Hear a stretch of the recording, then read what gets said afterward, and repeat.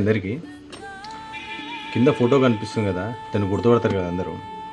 మనోడు కుక్కల గురించి కొంచెం భాషను ఇస్తున్నాడు. ఏంటంటే కొన్ని సంఘటనలు జరిగినాయి వీధి కుక్కల ద్వారా. చిన్నపిల్లల్ని కొరకడము, చంపడము కొంచెం వైల్డ్గానే జరుగుతున్నాయి. కొన్ని సంఘటనలు చాలా జరిగినాయి.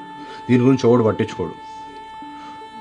దీన్ని సుప్రీంకోర్టు దృష్టిలోకి తీసుకుపోయి సుప్రీంకోర్టు ఒక ఆర్డర్ పాస్ చేసింది.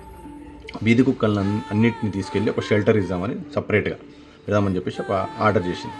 దానికి మనోడు రియాక్ట్ అవుతూ వీధి కుక్కల్ని అట్లా చేయడం తప్పు, ఈరోజు ఇండిపెండెన్స్ డే కదా, స్వతంత్ర దినోత్సవం కదా, నేను స్వతంత్ర దినోత్సవం జరుపుకోను, ఎందుకంటే మనకే కాదు కుక్కలకు కూడా స్వతంత్రం ఉంది. ఆల్రెడీ స్వతంత్రం ఉందిరా పోయి, స్వతంత్రం ఉంది కాబట్టి చిన్న చిన్న పిల్లల్ని కొరికి చంపేసినాయి. అప్పుడు మీరు అందరు ఎక్కడ పోయారు?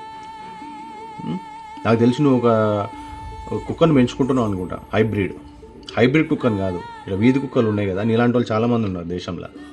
నీలాంటి వాళ్ళు ప్రతి ఊర్లో ఒక 30-40 కుక్కల్ని అడాప్ట్ చేసుకోండి, పెంచుకొని చూడండి, అప్పుడు తెలుస్తుంది.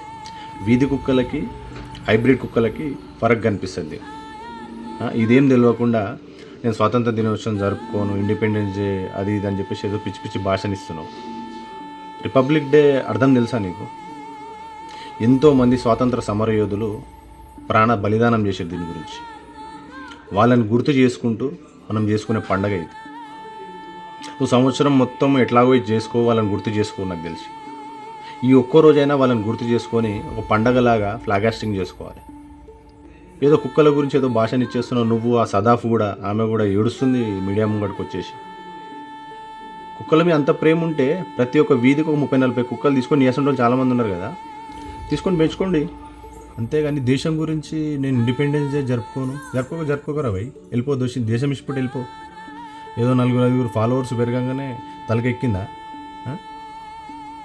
కుక్కల గురించి నీకు బాధ ఉంటే నీలాంటి వాళ్ళు చాలామంది ఉన్నారు కదా, వాళ్ళందరినీ ఒక దగ్గర తీసుకొచ్చి అరే నువ్వు ఒక్కొక్కడు ఒక ఊర్లోకి వెళ్ళిపోండి, వచ్చి అక్కడ ఉన్న కుక్కల్ని తీసుకొని పోండి. మాకు తెలుస్తుంది ఆ బాధ.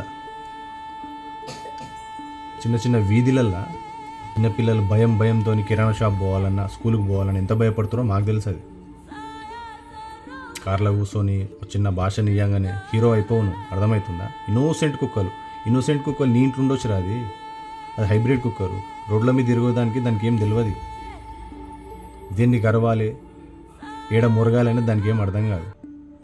అందుకే సుప్రీంకోర్టు అనేది మంచి ఆర్డర్. అది ఇలాంటి కుక్కలను తీసుకుపోయి ఒక దగ్గర షెల్టర్ ఇస్తారు వీటికి. అది తెలుసుకోకుండా అది పిచ్చి పిచ్చి మాటలు మాట్లాడుతున్నావు. ఇండిపెండెన్స్ డే గురించి మాట్లాడేటప్పుడు జాగ్రత్త ఆలోచించు. ఏం మాట్లాడుతున్నావు, దేని గురించి మాట్లాడుతున్నావు అనేది ఆలోచించు. అర్థమవుతుందా?